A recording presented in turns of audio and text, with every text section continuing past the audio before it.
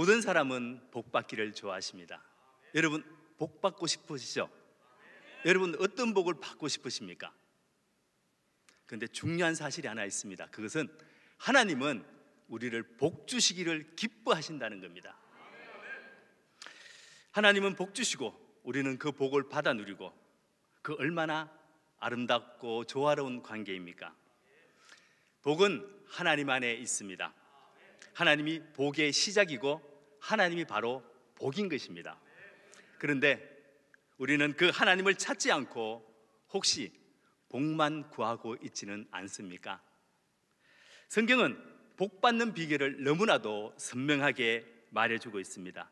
축복이 무엇이고 그 축복이 지금뿐만이 아니라 우리 자손 대대로 천대까지 주신다는 약속들이 너무나도 선명하게 나와 있습니다. 그런데 우리는 복 달라고 기도하면서 복 주시겠다는 말씀대로 살지 않는 것이 문제입니다. 여러분 정말 복 받고 싶으시죠? 그러면 말씀대로 사셔야 합니다. 신명기 30장 15절에 보면 이렇게 나와 있습니다. 보라, 내가 오늘 생명과 복과 사망과 화를 내 앞에 두었나니. 다시 말해서 복과 저주를 내 앞에 두었다는 것입니다. 복은 받는 것이 아니라 내가 선택하는 것이라고 말하고 있습니다. 복을 선택하면 너는 복을 받을 것이고, 너는 저주를 선택하면 너는 저주를 받을 것이라고 분명히 성경에서 말하고 있습니다. 성경에서 복 받을 걸 혹시 복 받을 수도 있지 않을까라고 말하지 않습니다. 분명하게 물질의 복, 건강의 복, 자손의 복, 또 후손의 복, 평안의 복을 하나님은 허락하셨습니다. 오늘 말씀에서 다시 한번 우리에게 주시는 하나님의 복이 어떤 것인지 살펴보았으면 좋겠습니다. 우리 1절 말씀 같이 한번 읽어보도록 하겠습니다. 할렐루야, 시작. 할렐루야, 여호와를 경외하며 그의 계명을 크게 절구하는 자는 복이 있도다. 어떤 사람이 복이 있다고 말하고 있습니까? 하나님을 경외하는 사람이라고 이야기하고 있습니다. 하나님을 경외한다는 것이 무엇일까요? 히브리어로 야레라는 단어를 씁니다. 이 야레를 직역하면 두려워하는 자로 말하고 있습니다. 두렵고 떨림으로 하나님 앞에 서는 자, 그 자가 바로 경외하는 자라는 것입니다. 요셉이 주인 보디발의 아내가 요셉을 유혹했을 때 요셉은 보디발을 생각하고 보디발을 무서워하지 않고 이렇게 이야기했습니다. 내가 어떻게 하나님 앞에 죄를 지으리까? 그 상황에서 요셉은 하나님을 생각했다는 것입니다. 사드락과 메삭과 아벳느고가 신상에 절하지 않고 그는 잡혀왔습니다. 느부갓네살 왕이 지금이라도 신상에 절하면 너희들을 살려줄 것이라고 이야기했습니다. 그런데 사드락과 메삭과 아벳느고는 이렇게 고백했습니다. 왕이여, 우리가 섬기는 하나님이 계시다면 우리를 맹렬히 타는 풀무불 가운데 능히 건져내시겠고 왕의 손에도 건져내시리이다. 그렇게 하지 아니하실지라도 왕이여, 우리가 왕의 신상들에게 섬기지도 아니하고 왕이 세우신 금신장에 절하지 아니할 줄 아소서. 사드락과 메삭과 아벳느고는 지금 풀무불 앞에 놓여 있습니다. 지금 느부갓네살 왕 앞에 죄인으로 붙잡혀 왔습니다. 그런데 그는 왕을 두려워하지 않았습니다. 그는 풀무불을 두려워하지 않았습니다. 오히려 하나님을 두려워했습니다. 이것이 바로 하나님을 경외하는 것입니다. 다시 말씀드리면 하나님의 말씀, 그것이 나의 가장 귀한 가치로 여기고 그 계명을 순종하는 것을 이야기합니다. 또 복받는 비결은 하나님의 계명을 크게 절구하는 사람이라고 이야기하고 있습니다. 인생의 즐거움을 하나님의 말씀에서 찾는 것입니다. 구원해 주심에 감사하여 주야로 하나님의 말씀을 묵상하는 자가, 그 사람이 바로 복 있는 사람이라고 말하고 있습니다. 그런데 이러한 사람에게 어떠한 복이 있는지 우리 2절에 말하고 있습니다. 우리 2절 같이 한번 읽어보도록 하겠습니다. 그의 후손이, 시작. 정직 그의 후손이 땅에서 강성하며 그의 후손이 강하고 능력의 삶을 살아간다는 말씀입니다. 그리고 정직한 자들의 후손에게 복이 있으리로다는 앞에 1절과 2절 말씀을 반복해 놓은 것입니다. 우리 1절, 2절 말씀 같이 한번 띄워주시기 바랍니다. 여호와를 경외하며 그의 계명을 크게 절구하는 자는 복이 있도다. 그의 후손이 땅에서 강성하며, 이 말을 다시 한번 반복해 놓은 것이 정직한 자들의 후손에게 복이 있으리로다 라고 말하고 있습니다. 다시 말하면 여호와를 경외하며 그의 계명을 크게 절구하는 사람이 바로 정직한 사람이라는 것입니다. 정직하다는 히브리 단어에서는 이렇게 설명하고 있습니다. 하나님과의 관계에서 어려운 삶을 살아가는 것을 일컬어서 정직이라고 이야기하고 있습니다. 단지 거짓말하는 것을 하지 않고 순수하고 솔직한 말하는 사람을 말하지만, 그것을 넘어서 하나님 앞에 떨고 경외하며 하나님의 계명을 내 삶에 순종하고 실천해서 마침내 그의 성품을, 정직자의 신앙으로 드러나는 그런 하나님의 성품을 드러내는 자, 그 사람이 바로 정직한 자요, 그 사람이 바로 복 있는 자라고 말하고 있습니다. 그의 후손이 복을 받는데 그 복이 강성함의 복이라고 말하고 있습니다. 그 강성함의 복이 구체적으로 무엇인지를 말해주는 것이 오늘 본문 말씀 3절입니다. 우리 3절 같이 한번 읽어보겠습니다. 부와, 시작. 부와 재물이 그의 집에 있으며 그의 공의가 영구히 서 있으리로다. 땅에서 강성하다는 것은 결국에는 부와 재물을 누리는 것을 이야기합니다. 또 강성하다는 것은 물질의 복뿐만 아니라 영적인 복도 누리는데 그의 의가 영구히 서 있을 것이다 라고 말하고 있습니다. 여기서 의라고 이야기하는 것은 하나님의 의를 이야기합니다. 하나님의 성품과 뜻을 드러내 보이는 삶을 이야기합니다. 그 모든 행위가 의로워서 하나님을 잘 섬기고 세상에 하나님의 성품을 드러내서 평안과 번영을 유지하는 데 사용된다는 것입니다. 그리고 하나님의 사랑을 드러내 보이는 삶을 산다는 것입니다. 또 4절 한번 읽어보겠습니다. 4절 같이 읽겠습니다. 시작. 정직한 자들에게는 흑암 중에 빛이 일어나나니 그는 자비롭고 긍휼이 많으며 의로운 자로다. 정직한 자들에게는 흑암 중에 빛이 일어난다고 말하고 있습니다. 정직한 자라고 고난이 피해갈 수 있습니까? 아닙니다. 여전히 어려움은 있을 수 있습니다. 흑암 중에 빛이 일어나나니, 여기 흑암은 불행이요 또 파멸이요 죽음 같은 우리가 생각하기에도 끔찍할 만큼 엄청난 사건들을 이야기합니다. 이런 흑암의 공포 속에서도 빛이 일어난다고 말하고 있습니다. 왜요? 생사화복을 주관하시는 하나님이 그 정직자를 보호하시고 그의 길을 열어주시기 때문입니다. 하나님께서 빛이 있으라 하시니 어둠이 사라졌고 빛이 있었던 것 같이, 땅이 혼돈하고 공허가 깊음 위에 있을 때 빛이 임하자 그 혼돈과 공허가 사라져 새로운 질서를 만들었던 것처럼 정직한 자에게 하나님께서 빛이 되어 주신다는 것입니다. 또 그는 자비롭고 긍휼이 많으며 의로운 자로다. 이 말은 3절에서 이야기했던 그의 의가 영원히 있으리로다와 같이 하나님의 사랑을 드러내 보이고 하나님의 은혜를 흘러보내는 삶을 이야기합니다. 그래서 정직한 자는 베풀고 나누는 복된 삶을 살아가게 되는 것입니다.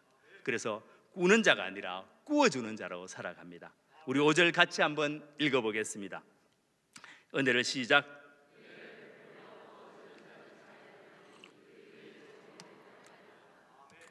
은혜를 베풀며 꾸어주는 자가 되며 그의 삶은 더 풍성히 채워지는 복을 받을 것이라고 말합니다. 늘 정의로운 삶을 살 것이고 결국에는 하나님의 의를 드러나는, 하나님의 영광을 나타내는 삶을 살아가게 됩니다. 그리고 이어서 계속 6절에서 9절 말씀까지 축복을 구체적으로 설명하고 있습니다. 우리가 꿈꾸고 기도하고 소망하는 모든 축복이 여기에 다 담겨 있습니다. 우리 다른 것 배우지 않아도 정직 하나, 이것만 해서도 하나님께서 우리에게 모든 축복을 허락하셨습니다. 오늘 말씀을 한마디로 정의한다면 정직한 자는 복을 받는데 땅의 복과 하늘의 복, 그리고 우리 당대의 복과 우리 후손까지 모든 복을 다 받아 누릴 수 있다고 말하고 있습니다. 왜 정직한 자에게 이런 복을 하나님께서 허락하셨을까요? 죄의 삭은 사망이라고 이야기합니다. 죄를 가장 구체적으로 잘 설명할 수 있는 단어가 무엇일까요? 그것은 바로 거짓입니다. 반대로 하나님의 뜻과 하나님의 방법을 가장 구체적으로 잘 설명할 수 있는 단어가 무엇인지 아십니까? 그것은 바로 정직이기 때문입니다. 정직은 하나님의 방법이고 거짓은 세상의 방법이고 사단의 방법입니다. 정말 하나님의 말씀과 뜻의 원리를 내 삶의 원리로 받아들이길 원한다면 우리는 매사에 정직해야 될 줄 믿습니다. 그런데 우리는 죄로 말미암아 타락한 인생이기 때문에 이 세상은 정직한 자가 고통받고 손해본다고 생각하고 있습니다. 정직하면 바보가 되고 손해를 보는 것 같은 이 세상 속에서도 우리는 하나님의 원리를, 하나님의 말씀이 축복을 믿고 과정이 좀 거칠고 좀 오래 걸릴지라도 마침내 정직한 자가 형통하게 될 것이라는 확신을 가지고 정직하게 사는 것이 바로 믿음입니다. 그리스도인으로 좁은 길을 가는 것이 바로 믿음입니다. 그것이 바로 십자가 지고 주님을 따르는 삶입니다. 입으로만 주여 주여 하는 자가 아니라 삶으로 주님을 믿고 구체적인 하나님의 말씀을 실천으로 표현해주는 그것이 바로 믿음이라는 것입니다. 그리고 더 나아가 하나님의 나라를 건설하는 가장 구체적인 일 중에 하나가 바로 정직입니다. 한 젊은이가 사업을 시작했습니다. 그가 처음 시작한 사업이 정육점이었습니다. 그런 호텔에 고기를 납품했습니다. 그리고 조금 지나니까 호텔 주방장이 그에게 뇌물을 요구했습니다. 이 청년은 그의 삶의 모토가 정직이었습니다. 이 청년은 신실한 하나님의 사람이었기 때문입니다. 그래서 그는 정중히 사과를 했습니다. 죄송합니다. 저는 그렇게 할 수 없습니다. 왜냐하면 저도 이윤을 남겨야 되고 또 그렇게 하다 보면 고기 품질도 떨어져야 하기 때문에 이거는 정직과 어긋나는 것입니다. 오히려 고객에게 손해를 끼치는 것입니다. 그렇게 정중히 사과를 했습니다.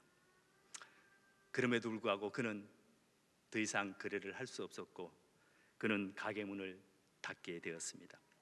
그래서 청년이 다시 시작한 사업이 바로 생필품을 판매하는 일이었습니다. 그래서 이번에는 애초부터 시작할 때부터 자기 가게 문에다가 이렇게 써놓았습니다. 먼저 그의 나라와 그의 의를 구하라. 성경 구절을 써붙이고 사업을 시작했습니다. 그런데 많은 지인들이 그는 예전에 망했던 기억도 있고 또 지금 하는 것도 봐서 잘 안 될 것이라고 생각했습니다. 그런데 그 생각과는 달리 사업은 날로 날로 번창했습니다. 이 청년이 누구이냐면 미국의 백화점 왕 J.C. 페니입니다. 그는 정직 하나로 미국에서 1660개의 매장을 냈습니다. 정직은 반드시 인정받습니다.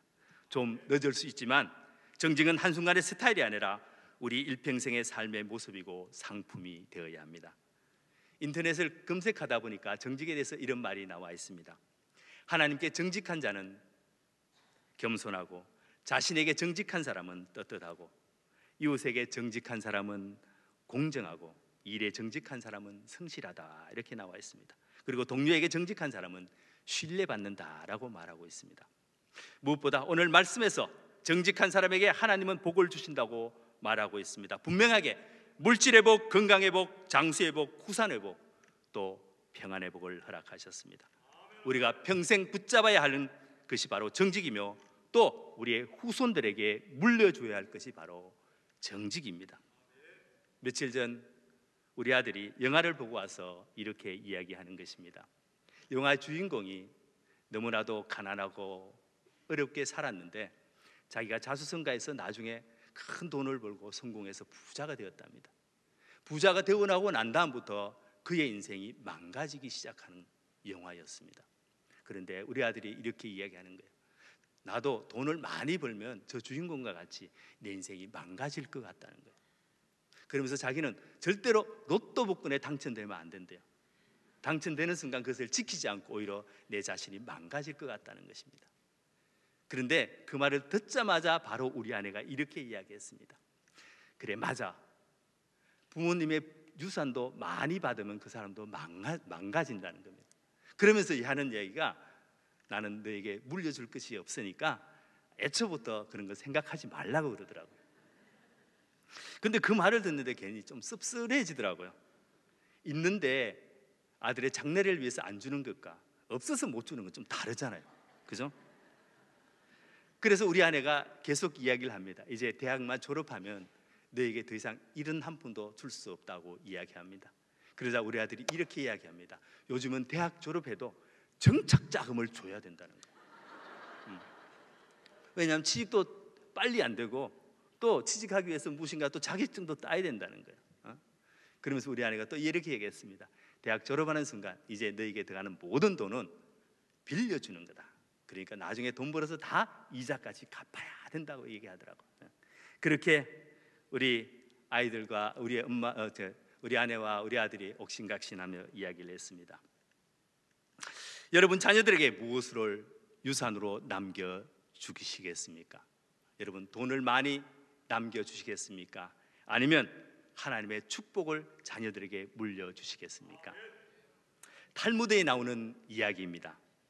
어떤 분이 외투를 한 벌 사서 집에 와서 외투를 입어봤는데, 근데 외투 속에 작은 금덩어리가 하나 들었던 것입니다. 너무나도 좋았습니다. 행복했습니다. 그런데 잠을 자는데 영 찝찝하게 잠이 오지 않는 겁니다. 그래서 잠을 설치고 아침에 랍비를 찾아갔습니다. 내가 어제 외투를 사고 이런 일이 있었다고, 금덩어리가 있었는데 이걸 어떻게 했으면 좋겠느냐고. 그러자 랍비가 이렇게 질문했습니다. 당신이 산 것이 외투입니까? 금덩어리입니까? 저는 외투를 샀습니다. 그렇다면 금덩어리는 당신 것이 아닙니다. 당연하게 돌려줘야 합니다. 그런데 랍비가 한마디 더 이렇게 이야기했습니다. 그 금덩어리를 돌려주러 갈 때 당신 혼자 가지 말고 당신 아이를 데리고 가십시오. 왜 아이를 데리고 가야 됩니까? 질문했는데 랍비가 이렇게 이야기했습니다. 그 아이를 데려가는 순간 당신은 그 보석보다 더 값진 보석을 얻게 될 것입니다. 그것이 바로 정직입니다 라고 말했습니다. 우리가 정직하면 우리 자녀들이 축복받는다고 분명히 말하고 있습니다. 그리고 또 우리가 정직을 물려주면 그들이 스스로 축복의 삶을 살아가게 됩니다. 속담에 고기를 잡아주지 말고 고기 잡는 방법을 알려주라고 했습니다. 여러분, 자녀들에게 무엇을 물려주시겠습니까? 한 청년이 대학을 졸업하고 이제 입사 시험을 준비했습니다.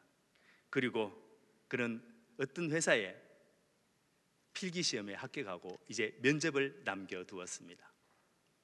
그런데 그 청년의 친척이 이렇게 이야기했습니다. 그 취직하려고 하는 그 회사 사정을 내가 잘 아니까 수험 번호를 알려 달라고 이야기했습니다. 그러면서 가족들도 빨리 알려주라고 이야기했습니다.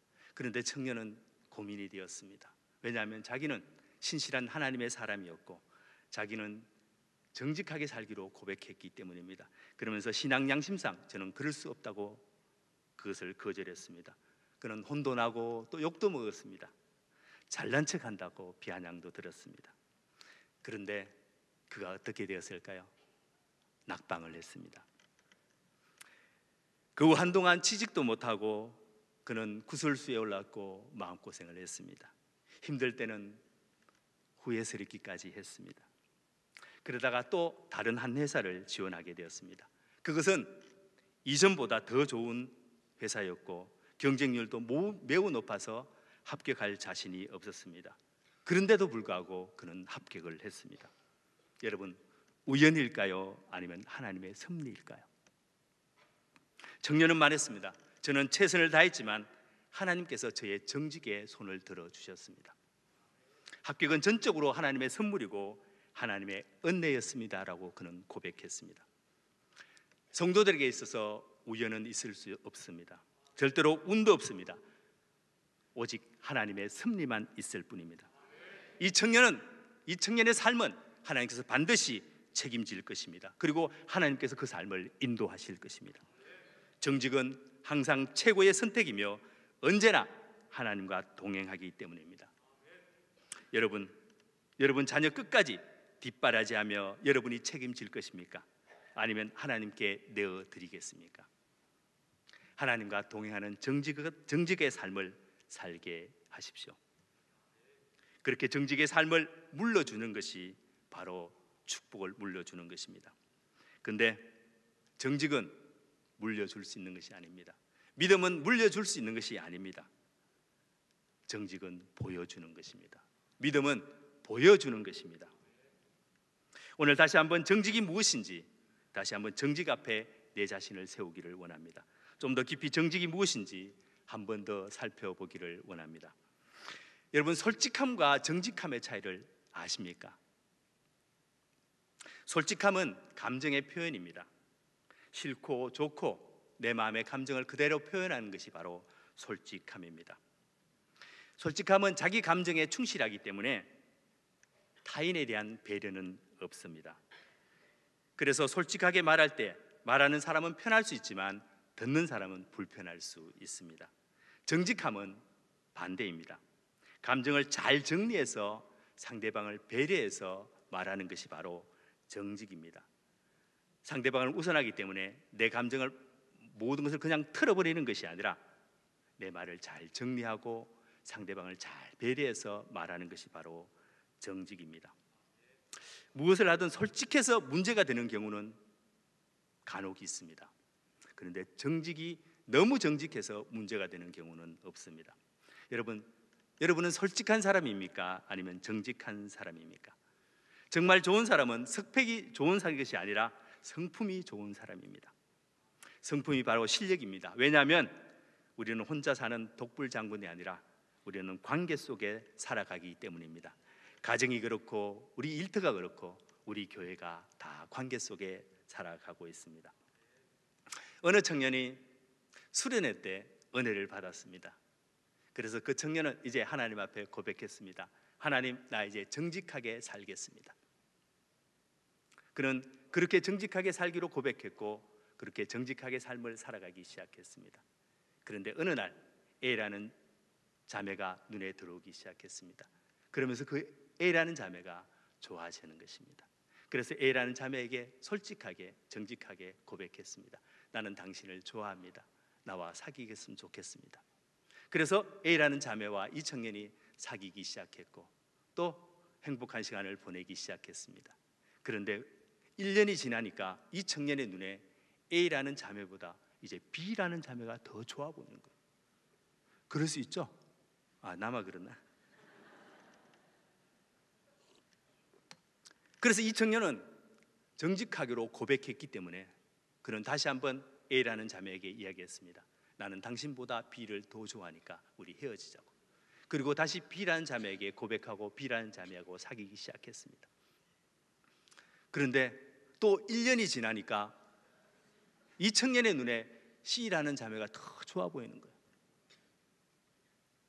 그래서 이 청년이 또 어떻게 했죠? 자기는 하나님 앞에 정직하기로 고백했기 때문에 정직하게 B라는 자매에게 이야기했습니다. 나는 당신보다 C가 더 좋아 보입니다. 이제 그는 또 C라는 자매하고 사귀게 되었습니다. 그런데 이 청년의 나중은 어떻게 되었을 것 같아요? 이 청년의 나중은 바람둥이가 되었고 나쁜 놈이 되었습니다. 여러분, 왜일 것 같아요? 이 청년은 하나님 앞에 다짐했고 결단했습니다. 나는 정직하게 살기로 결단했고 그는 그 결단대로 그는 정직하게 살았습니다. 그런데 무엇이 문제였습니까? 바로 마음이 정직하지 못했기 때문입니다. 그는 솔직하게 이야기는 했지만 정직하지 못했다는 것입니다. 사랑하면 사랑한다, 좋아하면 좋아한다, 싫으면 싫다 말하는 것은 솔직한 것입니다. 그런데 여기 문제는 감정의 상태가 잘못된 것입니다.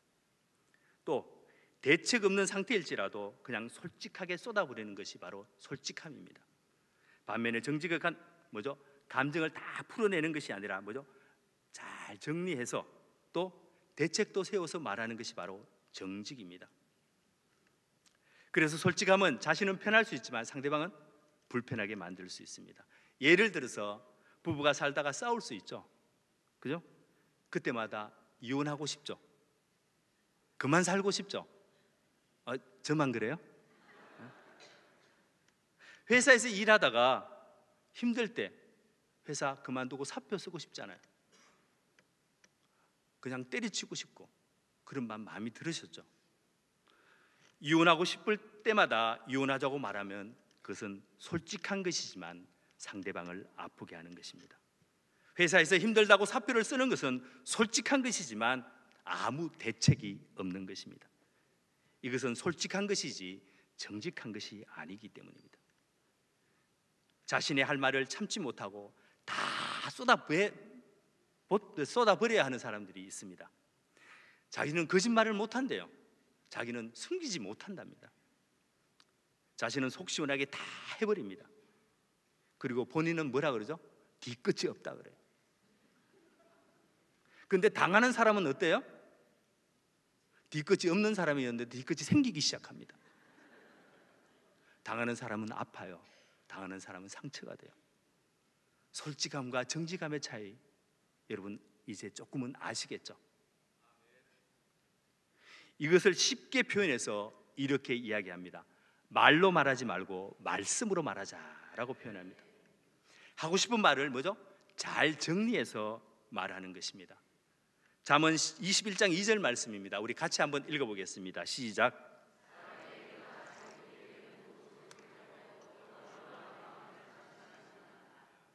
정직의 영성에서 먼저 살펴봐야 할 것이 뭐죠?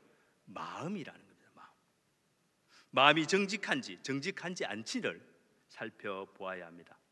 위에서 예를 들었던 그 청년이, 그는 하나님 앞에 정직하게 살기로 다짐했고 정직하게 반응했지만 그는 마음이 정직하지 못했습니다. 마음의 기준이 무엇이어야 합니까? 내 생각, 내 감정이 아니라 하나님의 말씀이 기준이 되어야 합니다. 하나님의 말씀이 바로 진리이기 때문입니다. 내 감정과 내 생각은 수시로 변할 수 있습니다. 내 감정에 솔직하면 우리는 수십 번 이혼해야 되고 우리는 수십 번 사표를 써야 합니다.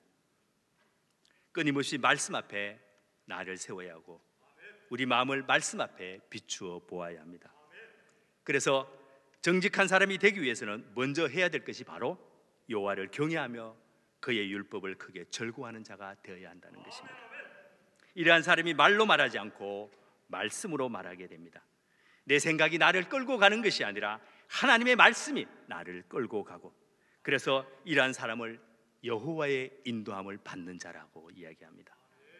솔직하게 말로 말하는 것이 아니라 정직하게 말씀으로 말하는 것이 바로 정직입니다. 또 때로는 말을 할 수가 없는 경우도 있습니다. 말을 해서는 안 되는 경우가 있더라는 것입니다. 이럴 때는 말하는 것이 정직이 아니라 말하지 않는 것이 바로 정직입니다. 그래서 말로 말하지 말고 기도로 말하자라고 말합니다. 담임 목사님께서 늘 말씀하시던 것 중에 하나가 있습니다. 그거는 뭐죠? 이해되지 않는 환경에서 말도 안 되는 사람을 붙여줘서 어떻게 반응하는지를 보겠다는 것입니다. 이것이 바로 믿음이라고 이야기합니다. 그런데 우리는 분노가 치오릅니다. 우리는 화가 납니다. 인터넷에 보니까 이런 구호가 있었습니다.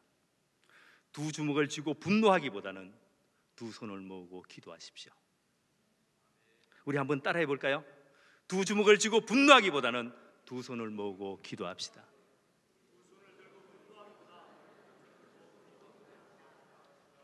잘 정리가 안 되는 것 같은데 다시 하겠습니다.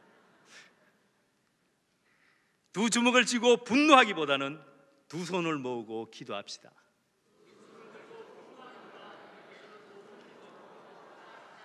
말로 말하지 말고 기도로 말하는 것입니다. 그리고 주님 앞에 기도로 쏟아내야 합니다. 그러면 하나님의 주시는 위로가 있습니다.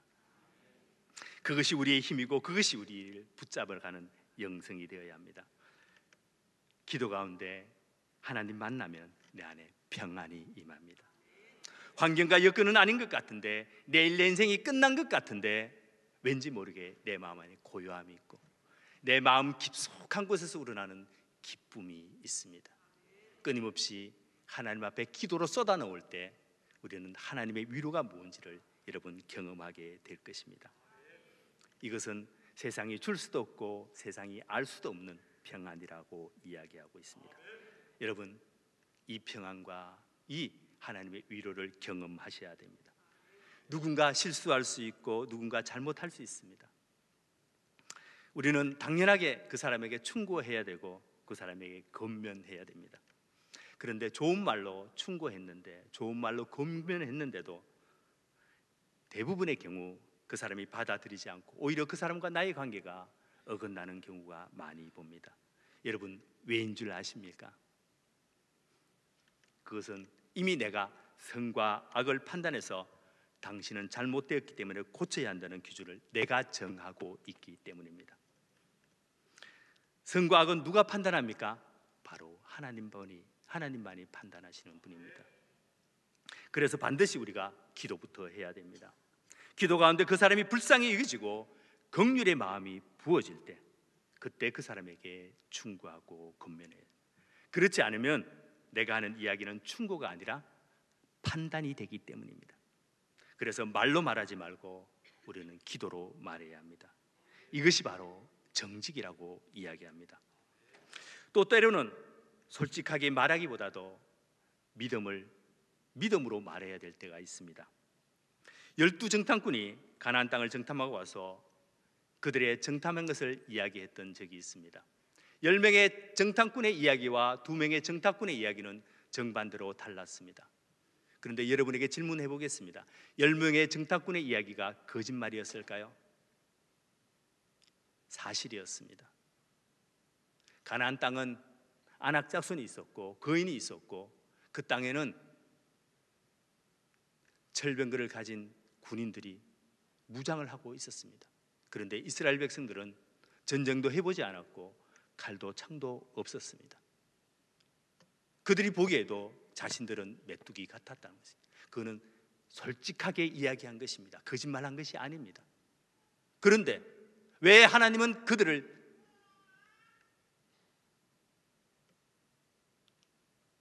말을 듣지 않았을까요?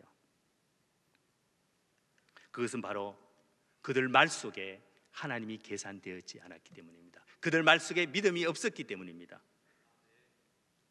우리 그 말씀 한번 보겠습니다. 다 같이 한번 읽어보겠습니다. 시작.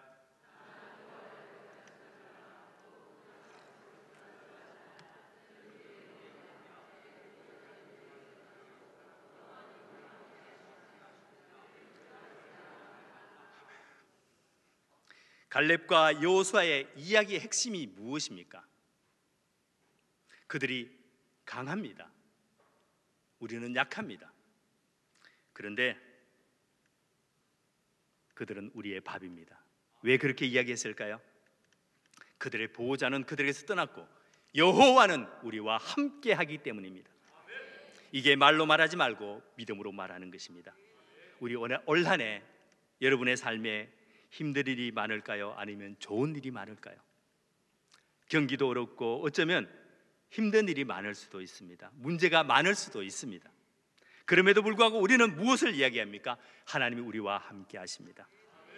힘든 일이 있을 수 있고 문제가 있을 수 있습니다. 그런데 그 문제가 변하여 축복이 되게 하실 것입니다. 힘든 일이 변하여 기쁨이 되게 하실 것입니다. 그래서 우리에게 아름답고 행복하고 복된 한 해가 될 것입니다. 이렇게 말을 해야 되는 것입니다. 우리는 말로 말하지 말고 말씀으로 말해야 되고, 우리는 말로 말하지 말고 기도로 말해야 되고, 우리는 말로 말하지 말고 믿음으로 말해야 하는 것입니다. 이것이 바로 정직입니다. 한 어머니가 있었습니다. 어린이집에 모임에 참석했습니다. 어린이집 선생님이 어머니에게 이렇게 얘기했습니다.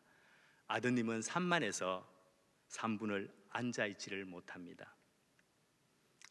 그래서 그 어머니는 집에 돌아오는 길에 아들에게 이야기했습니다. 아들아, 선생님께서 너를 굉장히 칭찬하시구나. 의자에 앉아있기를 단 1분도 못하던 너가 이제는 3분까지 견딘다고 칭찬하셨다. 다른 엄마들도 모두 나를 부러워했어. 그날 그 아들은 평소와 다르게 밥투정도 하지 않고 밥을 2그릇이나 먹었답니다. 시간이 흘러서 그는 초등학교에 입학했습니다. 그리고 학부모 회의에 참석했습니다. 그런데 선생님께서 그 어머니에게 이렇게 이야기했습니다. 아드님 성적이 몹시 안 좋아요. 검사를 받아봐야 할 것 같습니다. 그 말을 들은 어머니는 눈에 눈물이 왈칵 쏟아졌습니다. 하지만 집에 돌아와서 아들에게 이렇게 이야기했습니다. 선생님께서는 너를 믿고 계시는구나. 너는 결코 머리가 나쁜 애가 아니고 조금만 노력하면 이번에는 너의 짝이 21등 했는데 그보다 더 좋은 점수를 낼 것이다 라고 이야기했습니다. 그 말을 들은 아들은 어두웠던 표정이 환하게 밝아졌습니다. 그리고 훨씬 더 착해지는 것 같았고 또 어젓해진 모습이었습니다. 세월이 흘러 아들이 중학교에 들어갔고 또 어머니는 선생님과 상담했습니다. 선생님께서 말씀했습니다. 아드님의 성적으로서는 명문고에 들어가는 것은 어렵습니다. 그 말을 듣고 또 어머니는 교문 앞에서 기다리는 아들과 함께 집으로 돌아오면서 이렇게 이야기했습니다. 담임 선생님께서는 너를 무척 자랑스럽게 생각하고 있구나.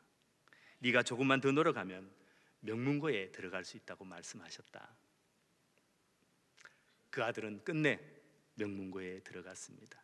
그리고 좋은 성적으로 졸업하고 그는 명문대학에 입학하게 되었습니다. 명문대학 학교 통지를 받아들고 그는 어머니 손에 쥐어드리면서 엉엉 울면서 이렇게 고백했습니다. 어머니, 제가 똑똑한 아이가 아니라는 것을 저도 잘 알고 있었어요. 어머니의 격려와 사랑이 오늘의 저를 만드셨습니다. 어머니 감사해요 라고 고백했습니다. 이 아이는 우리나라의 유명한 교수님이 되었습니다. 내 생각이 아니라 하나님의 마음으로 격려하고 소망을 심기는 일을 해야 합니다. 반드시 기억해야 합니다. 말 한마디가 사람을 죽일 수도 있고 살릴 수도 있다는 것입니다. 우리의 말 한마디 때문에 누군가가 힘들고 좌절한다면, 근데 그것이 솔직하게 한 말이라고 할지라도 주님께서는 이렇게 이야기합니다. 한 영혼을 실족케 하면 차라리 연자맷돌을 목에 쥐고 바닷물에 던지는 것이 더 쉬울 것이라고 말씀하셨습니다. 우리의 말 한마디가 위로와 격려가 되고 절망에서 소망을 품을 수 있는 믿음의 말이 되어야 합니다. 이것이 바로 정직입니다. 그리고 마지막으로 말로 말하지 말고 사랑으로 말하자입니다. 솔직하게 말하는 것이 아니라 사랑으로 말해야 된다는 것입니다. 정직에서 가장 키포인트는 상대방을 배려하는 마음이 있어야 하는 것입니다. 담임 목사님께서 가장 강조하시는 것이 무엇인지 아십니까? 그것은 말에 온도가 있느냐고 질문하셨습니다. 정직은 솔직하게 이야기하는 것이 아니라 상대방을 배려해서 말하는 것입니다. 여러분, 말은 맞는데 옳은 이야기 하는데 들으면 기분 나쁜 사람 있죠? 이것은 정직이 아닙니다. 솔직한 것이지 말에 사랑을 담아야 합니다. 말에 온도가 느껴져야 합니다. 최근 온라인상에 감동을 주는 이야기가 있습니다. 사연에 따르면 한 치킨집에 우리가 한눈에 봐도 행색이 초라해 보이는 한 할아버지가 어린 아이의 손을 잡고 치킨집에 들어왔습니다. 자세히 보니 그 할아버지 왼쪽 팔이 장애가 있었습니다. 험한 일을 많이 하셨는지 오른쪽 손은 너무나도 온통 상처투성이고 투박해 보였습니다. 할아버지는 자리에 앉아서 양념치킨 한 마리를 시키셨고 주문한 양념치킨이 나오자 입에 대기는커녕 살을 뜯어서 손주의 접시에 올려놓기에 바빴습니다. 손주 녀석은 할아버지의 마음을 아는지 모르는지 양념치킨을 정신없이 먹기 바빴고 할아버지는 그 손주의 먹는 모습을 보면서 흐뭇하게 웃고 계셨습니다. 한참 양념치킨을 맛있게 먹던 손주가 할아버지에게 물었습니다. 왜 할아버지는 안 먹어? 그러자 할아버지는 묵묵히 어린 손주의 먹는 모습을 보면서 할아버지는 배부르다 짧게 대답할 뿐이었습니다. 어린 손주의 입가에는 이제 양념치킨이 덕지덕지 묻어 있었고 또 그 모습을 바라보던 할아버지는 흐뭇해 하셨습니다. 그 할아버지와 손주를 지켜보던 치킨집 사장님이 그 아이가 부모 없이 할아버지와 단둘이 어렵게 살고 있다는 것을 눈치채고 한참을 서 있다가 주방으로 들어갔습니다. 치킨집 사장님은 주방장에게 양념 맛을 오늘 못 봤다고 양념치킨을 하나 만들어 달라고 했습니다. 그리고 양념치킨을 먹어보고 양념이 너무 매운 것 같지 않냐고 다시 질문했습니다. 마치 할아버지와 손주가 들으라는 듯이 치킨집 사장은 큰 소리로 이 닭도 너무 질긴 것 같아, 이래가지고 손님한테 돈을 받을 수 없을 것 같다라고 얘기했습니다. 주방장이 주방으로 들어가자 치킨집 사장님은 기다렸다는 듯이 할아버지에게 가서 허리를 숙이며 이렇게 이야기했습니다. 죄송합니다. 오늘 양념치킨 맛이 별로였습니다. 그렇게 사과했습니다. 그리고 사장님은 다음에 오시면 꼭 맛있는 양념치킨 드실 수 있도록 준비하겠습니다 라며 우리 가게는 맛이 없는 양념치킨은 절대 돈을 받지 않습니다 라고 말했습니다. 어려운 형편 때문에 어린 손주가 마음의 상처를 받지 않도록 하기 위해 치킨집 사장님은 배려해 준 사실을 눈치챈 할아버지는 손주 손을 잡고 치킨집 문을 열고 나갔습니다. 할아버지는 문을 열고 나가기 전에 뒤돌아 치킨집 사장님을 바라봤고 치킨집 사장님은 고개를 숙여 조용히 가라며 인사를 했습니다. 그 치킨집 사장님의 배려에 할아버지는 고맙구려라고 말씀을 하고 치킨집 가게를 나가셨고 치킨집 사장님은 말없이 환하게 웃으며 바라보았습니다.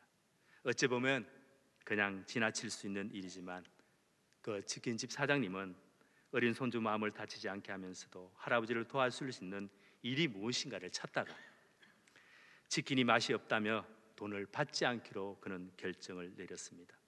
덕분에 할아버지는 어려운 형편에도 불구하고 어린 손주와 그토록 먹고 싶었던 양념치킨을 배불리 먹을 수 있었습니다. 정직이란 바로 이 사장님을 두고 말하는 것이 아닐까 생각이 됩니다. 할아버지를 울린 그 사장님의 말 한마디는 지금까지도 온라인상에서 많은 사람들에게 감동을 주고 있습니다. 정직은 사랑이며 따뜻한 것입니다. 정직은 행복이고 기쁨입니다. 정직은 소망이 생기고 힘을 불어넣는 것입니다. 정직은 하나님의 성품이며 바로 하나님의 마음입니다. 정직한 자에게 하나님은 축복을 하십니다. 정직한 사람은 하나님께 받은 축복을 흘러보내는 사람입니다. 그래서 오늘 말씀하십니다. 오늘 본문 말씀에서 이렇게 얘기합니다. 정직한 자들의 후손에게 복이 있으리로다. 부와 재물이 그의 집에 있음이며 그의 공의가 영구히 서 있으리로다. 정직한 자들에게는 흑암 중에 빛이 일어나나니 그는 자비롭고 긍휼이 많으며 의로운 이로다. 은혜를 베풀며 구워주는 자는 잘 되나니 그 일을 정의로 행하기 때문이다. 그래서 정직한 자는 행복한 사람입니다. 그리고 정직한 자와 함께 있는 사람도 행복해집니다. 우리에게 있어 행복이란 어떤 의미일까요? 많이 알려진 이야기가 있습니다. 그것은 행운과 행복에 대한 이야기입니다. 나폴레옹이 진격 중에 발을 내려다본 순간 네잎클로바가 발견되었습니다. 그리고 고개를 숙여 그 네잎클로바를 따려고 하는 순간 총알이 머리 위로 지나갔습니다. 그래서 네잎클로바에게 행운이라는 꽃말이 주어졌습니다. 그래서 우리 어릴 때 봄이 오면 동네 길가에서 토끼풀이라고 불리는 그 콜로바 밭에서 앉아서 네잎클로바를 찾던 기억 나지 않으십니까? 그래서 네잎클로바를 찾으면 환호하면서 자기가 좋아하는 사람 만나면 나중에 주겠다고 그것을 책갈피에 꽂았던 기억이 있습니다. 그런데 세잎클로바의 꽃말을 알고부터 왠지 씁쓸한 생각이 들었습니다. 그 세잎클로바의 꽃말은 바로 행복이기 때문입니다. 우리가 매일 행운을 헤매는 동안 행복은 우리 주위에 널려 있었던 것입니다. 그런데 행운을 찾기 위해서 우리 주변에 널려 있는 행복을 우리는 짓밟고 있었기 때문입니다. 여러분, 행복은 무엇이라고 생각하십니까? 대단하고 큰 것이 아닙니다. 성공해서 무엇인가 이루어야 하는 것이 아니라는 것입니다. 오늘 바로 지금 이 순간 나와 함께하는 사람 속에 있습니다. 바로 내 마음 속에 있습니다. 올 한 해 시작하면서 제가 가장 큰 은혜 받은 찬송이 있습니다. 그것이 바로 미고사축입니다. 위로의 말 한마디가 긴장을 풀어주고, 용서의 말 한마디가 치유를 가져오고, 겸손의 말 한마디가 존귀히 여김을 받고, 격려의 말 한마디가 새 소망을 심어주고 사랑의 말 한마디가 생명을 불어오고 가장 아름다운 말 미고사축 미안합니다, 고마워요, 정말 사랑해요, 그리고 당신을 축복합니다. 하나님 앞에 정직하면 평안이 찾아오고 이웃에게 정직하면 기쁨이 찾아옵니다. 일에 정직하면 축복이 임합니다. 그래서 정직한 사람은 행복한 사람입니다. 그리고 정직한 사람과 함께하면 모든 사람이 행복해집니다. 올 한 해 말로 말하지 말고 말씀으로 말하고 기도로 말하고 믿음으로 말하고 또 사랑으로 말해서 행복하고 아름답고 복된 한 해를 만들어 가시기를 축원드리겠습니다. 기도하시겠습니다.